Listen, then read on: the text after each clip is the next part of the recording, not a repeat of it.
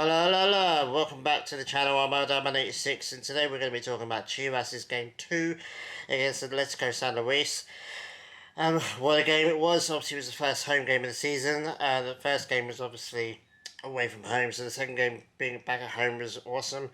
Yeah, right off the bat we've got to talk about Yael Padilla, the wonder kid so far. I mean, obviously, he was named in the starting 11 for this game, which is awesome. It was his home debut, which is, in and of itself is a really good achievement for him.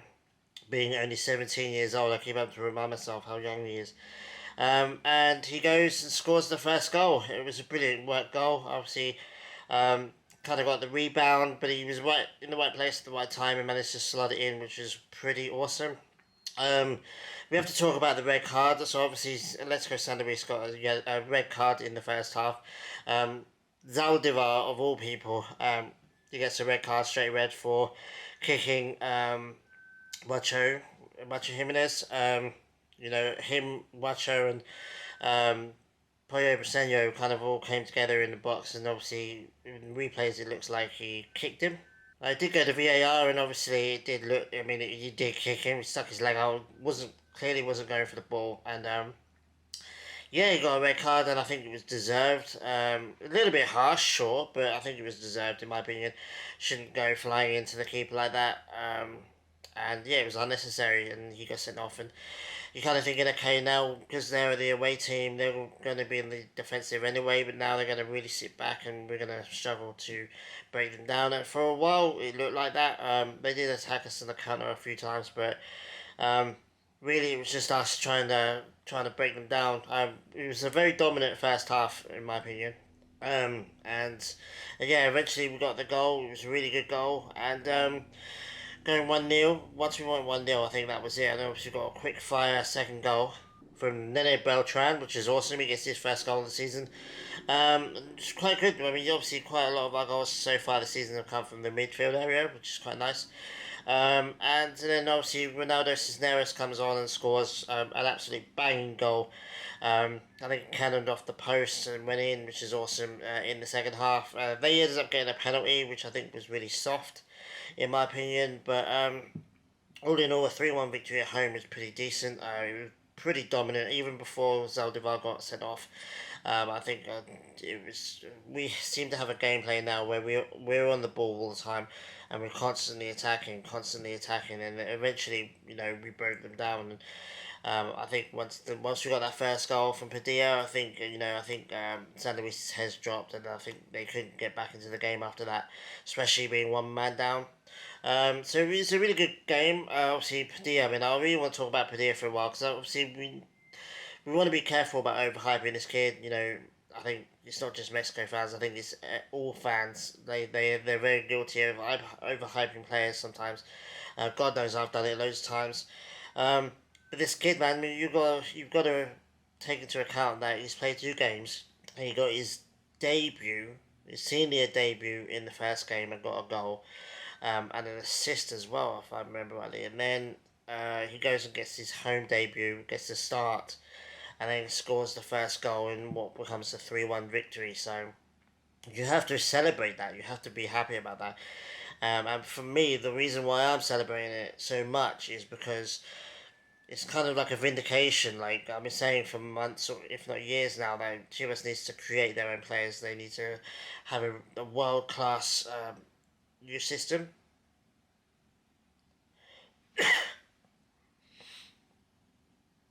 Because obviously players are always going to be expensive for Chivas.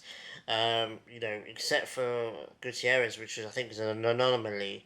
It was just in the right place, the right time, the right situation where he was already in Europe and his European team didn't mind selling him for quite a low amount. You have to agree that if Gutierrez was in another Liga MX club, we'd probably be paying 3, maybe 4 times as much for him. So it's always been important for me anyway, and something that we haven't done enough lately, really, is create our own players, promote players from the youth systems. Having said that, a lot of the team now are canteranos. They're from the youth system, so we've turned a page and we've started to improve that a lot. And obviously, Padilla represents the next phase of that. It's the 17, 18, 19, 20 year olds in the Tabatia, in the under 23s, or under 21s or whatever in the youth system, that they're a good team, they're good players, Garcia from the goalkeeper that's just won I can't remember what trophy it is, but they just won a trophy for the under 23s in Mexico. El Tri under 23, should I say? He's a good player. I mean, we've got loads of different good players now in the youth system, so we need to start bringing them up. Um, It'll be interesting to see how much of an impact Wally has in the goalkeeper position. Because I personally would think I would have preferred it really if we promoted Garcia, and then had him understudying Wacho, and then take over when Wacho's done.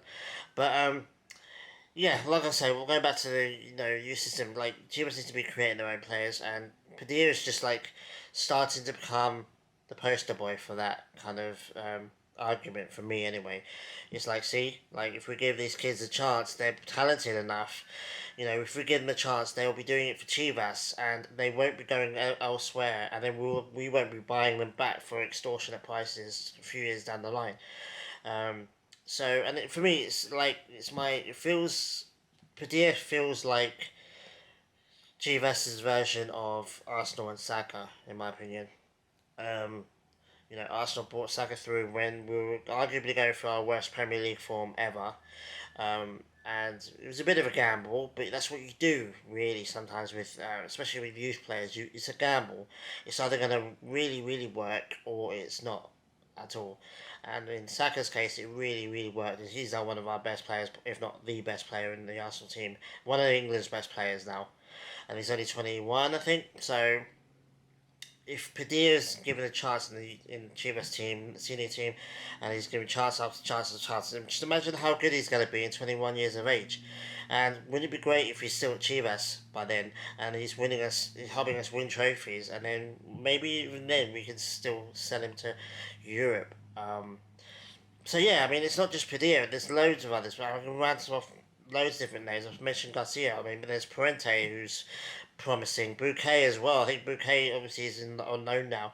I've got a funny feeling. I think he got a goal on his debut for Warriors. So I've got a funny feeling that he's going to be walking into our midfield next season. I don't know whether his loan finishes in January or finishes next year, but when he's back, I think he'll go into our midfield. In the meantime, we've got a strong midfield right now. Obviously, we've got Beltran, we've got Gutierrez now, we've got Pocho as well. I mean, Bouquet probably would have had extremely limited game time if he stayed at Chivas. Now he's playing. I would say he would have to be playing game in, game out for Juarez, providing he can stay healthy. So that's what you want to do. I'm all for the loan system, man. I'm all for it. I mean, even if Padilla, if we get Alvarado back and get Vega back and we don't start playing Padilla, I know that'll piss people off, but I wouldn't mind seeing him go out alone maybe. But we just got to keep these players at the club. We've got to keep ownership of them, and so that when they become good, we reap the benefits of that. We don't give it to somebody else. So yeah, it's my little one. I mean, Sean would say like we do want to be careful with overhyping. We don't want to be putting too much pressure on the kid now. I'm very much a guy that tries to enjoy the moment. You you you appreciate the good things when they're happening, um, because that way when the bad things happen, you've got the good things to remember. Um, but it's also at the same time you want to just reiterate just how much of an achievement he is. I mean, he's got 2 games. It's only 2 games. He's got 2 goals. Like he literally could be doing better right now. He could go on a massive 2 or 3 games, 4 games without scoring a goal, without assisting or anything like that. That's still fine. But the 2 goals he scored are good goals, and they're good. They're good games, and they're good results, and it's a good thing for him, and it's a good thing for Chivas as well. Because this just reinforces my point. Like I said, that Chivas needs to make their own players. They need to have a world class Mexican youth system, and yeah, I mean, I wouldn't mind seeing us do what Chelsea are doing and just buying youth products from other teams. I mean, that's what I mean. That's say I take piss out of people for watching playing FIFA too much, but that's what you do on FIFA when Chivas were in FIFA. You take the best players or the best young players that are quite cheaper, and then you develop them and then you sell them to Europe at profit. That's what Chivas needs to do. Start making their own players again, and we're doing that at the moment. And luckily, touchwood, we've got a coach that actually gives young players a chance. He's a former youth coach, so he knows what developing youngsters is all about. He knows when to push people, when not to push people, and he's obviously stated several times now that he wants to be careful with Padilla, he wants to give him chances and things, but it's also judging when not to do that and when not to push them too much. So at the moment he's doing good. I don't know whether he'll start the next game, but I'm pretty sure he's going to feature in the next game at some point. Um, and yeah, Chivas doing well at the top of the league right now. I that's um, I'm recording. I don't think all of the Liga MX games have been played for this weekend, so I don't actually know what the. Let me just check. Yeah, so I just checked. It looks like the Club America Querétaro's game's not been done yet, but all the rest of them have, and we're top of the league right now with a point to spare. So, perfect start to the season so far. If we can just keep this one going, who knows what special stuff can happen this season. At the moment, I'm just enjoying it. I'm enjoying being a Chivas fan again. It's been a while. We've really gone through the mud in the last 3 or 4 years. So it's kind of nice to kind of be in a good spot right now. Yes, it sucks that we didn't win the league last season, but being in the final is still an amazing thing to have happened to us, considering the bad times we've been through lately. And Chivas fans deserve to be happy right now. We've got a good youth system. The youth team, the second team, Tapatio won their league, so that proves that we've got a good youth system. Got multiple young players ready to step in, and we're still making signings like Guti, which is pretty cool. I mean, you'd have to say our squad's stronger now than it was in the final against Tigres. So who knows what we can do this season if we can keep our players fit. Obviously, the transfer window is still going, so we don't know who else we're going to bring in. I don't expect us to bring any more people in, to be honest with you. But we could definitely sell people. There's still a chance maybe if Vega gets healthy, maybe he goes to Europe. I still got hope for that. I mean, if he doesn't, for me, my personal thing is I want Vega to stay, win a trophy with us, win a league with us, and then as soon as we've won the league, he can go. Maybe Alvarado can go as well, and then we bring some of the Canteranos in. But that's just me. I mean, he could decide to leave. They might get an opportunity. PS3 is signing CONCACAF players left and right now they just signed Pepe, so why not go for a Vega? Why not? Um, Probably won't happen. It's a bit of a false hope, but you never know. So yeah, plenty to look forward to. Let me know in the comments what you think about Padilla. Do you think we should be playing him game in, game out? I saw a Twitter from somebody saying that we should start him over Vega, which I think is a bit of a reach. I think Vega's an established one of our best players, and Padilla is brilliant, but I think we need to manage him. We don't want a Marcelo Flores situation where we just overhype and you know, I might sound a bit hypocritical saying that. I never really overhyped Marcelo Flores. I was letting people know that he's a really good player. He's playing at Arsenal. He was killing it in Arsenal's youth system. He's had a terrible loan spell. I fully expect. I mean, we've got him for another year at least, so we could still sell him. I think we're going to do with Patino. But I still think that he's gonna go out on loan again, and I think that if he has a decent loan this time, I think Arsenal might keep him. So, well, I just don't want to compare him with Padilla. So right now, obviously, Marcelo's. I think he's 19. Well, he might be 20 in 20 in November. I can't remember.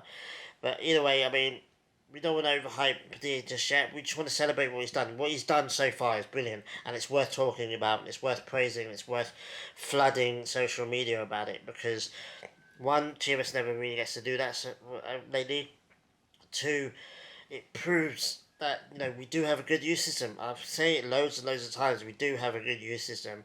I see a lot. Actually, I see more Chivas youth games than I do Arsenal or anyone else's. But that's only because Chivas put their youth games in on YouTube.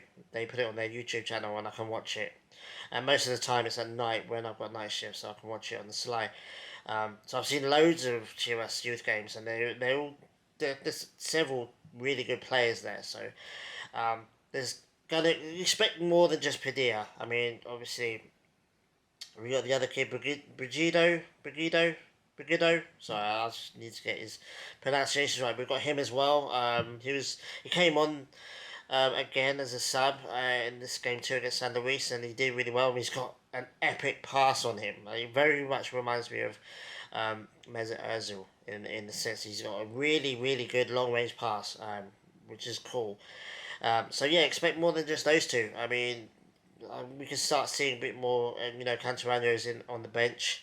Maybe a little bit less when some of our senior players come back, but still. Yeah, so I'm really happy. Let me know in the comments what you think, and what do you think we can do this season? Do you think we can actually go on and actually win the title this season?